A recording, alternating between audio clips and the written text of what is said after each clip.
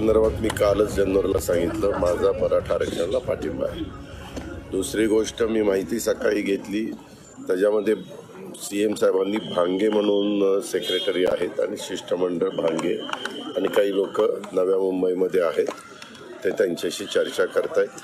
मुख्यमंत्र्यांचा चर्चेतनं मार्ग काढायचा प्रयत्न चालू आहे. नाही, ते कुणी काय म्हणलं त्याला मी जे काही मला सांगितलं ते मी तुम्हाला सांगतो, कारण राज्याच्या प्रमुखांनी त्याच्यामध्ये लक्ष घातलेलं आहे. आमचा सगळ्यांचा प्रमुखांच्या ह्याला पाठिंबा आहे आणि त्या प्रकारे मराठा समाजाला आरक्षण मिळालं पाहिजे.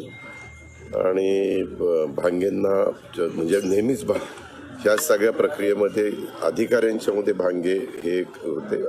वेगवेगळे विधी व न्याय खात्याचे पण काही लोक होते, पण भांगे यांच्याकडं सामाजिक न्याय विभागाची जबाबदारी आहे.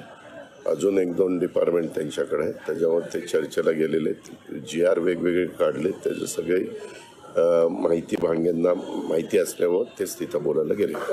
ओबीसी समाज असं म्हणतोय की आम्ही मुंबईमध्ये येऊ, मुंबईमध्ये आम्हाला सुद्धा मग तोडगा कसा निघणार? म्हणजे दोन्ही बाजूनी चर्चेतनं तोडगा निघत असतो, ते काढायचा प्रयत्न चालू आहे सरकारचा. कायदा सुव्यवस्थेची काही परिस्थिती गंभीर होईल असं वाटतं, त्यामध्ये प्रयत्न चालू आहे.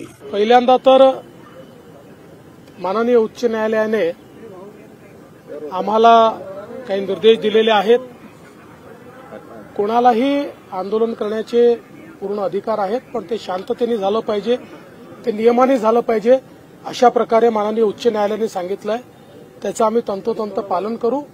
त्याचसोबत जे प्रश्न आहेत ते प्रश्न कसे सोडवता येतील याकरता माननीय मुख्यमंत्र्यांच्या नेतृत्वात आमचे प्रयत्न चालू आहेत. जॉब ओरिएंटेड प्रशिक्षण हे देखील मिळालं तर तो स्वतःच्या पायावर उभा राहू शकतो. आणि ही योजना जी आहे आजची स्किल ऑन व्हील अतिशय चांगली आहे, नाविन्यपूर्ण आहे. याला खूप यश मिळेल. हजारो लाखो मुला मुलींना रोजगार मिळेल.